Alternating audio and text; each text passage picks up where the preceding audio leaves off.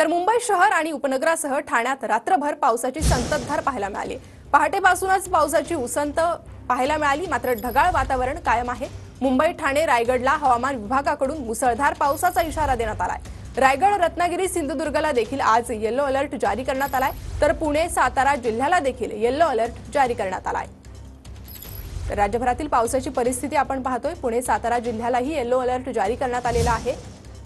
तर रायगड, रत्नागिरी आणि सिंधुदुर्गला देखील आज येलो अलर्ट हा हवामान खात्याकडून जारी करण्यात आलेला आहे। मुंबई आणि उपनगरातही चांगल्या प्रकारे आज पाऊस झाल्याचं पाहायला मिळालं। तर मुंबई, ठाणे, रायगडलाही हवामान विभागाकडून मुसळधार पावसाचा इशारा वर्तवण्यात आलाय। अधिक अपडेट आपण घेणार आहोत आपले प्रतिनिधी विशाल पाटील यांच्याकडून। विशाल, प्रणिता, आज मुंबई, ठाणे, पालघर या शहरांना ग्रीन अलर्ट देण्यात आलेला आहे। मात्र मुंबईत सकाळपासूनच ढगाळ वातावरण आपल्याला पाहायला मिळतंय। काल आपल्याला माहिती आहे, काल मुंबईमध्ये चांगला पाऊस जो आहे हा झाला होता। मात्र कोकणाला आज येलो अलर्ट देण्यात आलेला आहे। हवामान खात्याकडून असं सांगितलंय की कोकण पट्ट्यामध्ये मुसळधार पाऊस पडण्याची शक्यता आहे।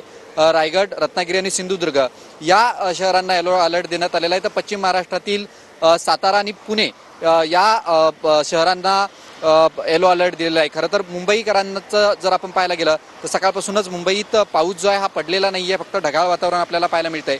दुसरं म्हणजे समुद्र किनाऱ्यांवरती जाणं टाळावं असं प्रशासनाकडून सातत्यानं आवाहन केलं जातं, कारण का 4:43 हायटाईड आहे। जवळपास 4 मीटरपेक्षा अधिक ही हायटाईड असल्यामुळे समुद्रकिनारी जाणं हे मुंबईकरांनी टाळलं पाहिजे। त्याचबरोबर मच्छीमारांनी सुद्धा समुद्रात जाऊ नये अशा पद्धतीचं आवाहन करण्यात आलेलं आहे।